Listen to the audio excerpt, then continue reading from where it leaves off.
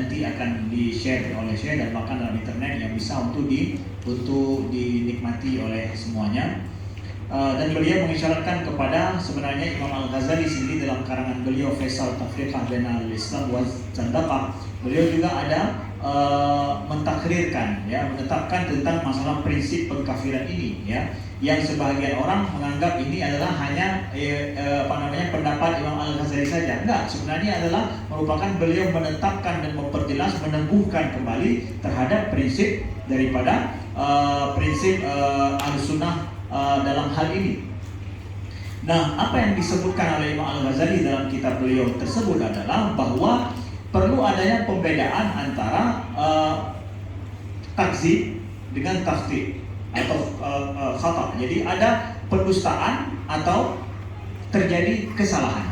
Nah, seseorang yang berpendapat yang dia itu bisa saja itu terjadi kesalahan, ya, bisa terjadi kesalahan dalam pendapatnya itu sah saja, ya. Tapi kadang orang tidak mendustakan. Karena apa? Kita mengatakan ada saja sedikit daripada takwil, ya, daripada pendapatnya itu, ya, itu menunjukkan kepada kesalahan, tidak langsung dikatakan mendustakan.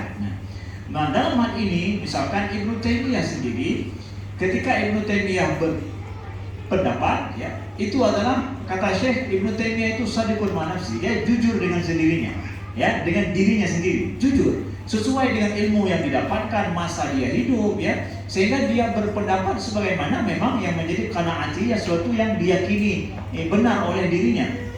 Nah, maka itu ijtihad Ibnu Taimiyah sampai mengatakan hal-hal yang seperti itu yang kita tahu. Nah, apakah Ibnu Taimiyah dalam hal ini beliau mendustakan? Enggak, beliau salah. Nah, karena beliau salah, maka kita pantas menyalahkannya. Tapi kita tidak mengatakan beliau mendustakan Islam sama sekali. Seperti misalkan juga orang Mu'tazilah, pembesar-pembesar Mu'tazilah dulu kita katakan bahwa apakah mereka dengan ilmunya ingin mendustakan agama ini? Ya, tidak, kita tidak mengatakan itu. Bahkan satu orang pun nggak akan ada seperti itu. Tapi terjadi kesalahan dalam mereka berpendapat, karena itu kita katakan mereka salah.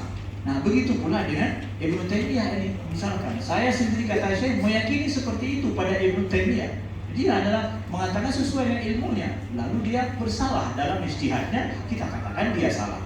Maka perlu dibedakan antara mendustakan agama dengan terjadi kesalahan di dalam dia berpendapat. Kalau mendustakan menuju kepada kekafiran, sedangkan kesalahan tidak menuju kepada kekafiran. Ini perlu untuk dipisahkan di dalam kita menghukum. Ini salah satu prinsip daripada Ahlussunnah yang penting untuk kita pakai di dalam permasalahan takfir itu sendiri. Jadi oleh sebab itu kata Syekh, imam-imam secara menyeluruh, imam-imam pembesar Al-Asy'ariyah, misalkan dari Imam Abu Hasan Al-Asy'ari, kemudian Imam Al-Baqillani, Imam Ar-Razi, Abduddin Al-Iji, kemudian Imam Dardiri, begitu juga Imam Sunusi, Imam Bajuri, dan yang lain seterusnya dari mutaakhirin dan juga mutaqaddimin, itu semua berprinsip demikian.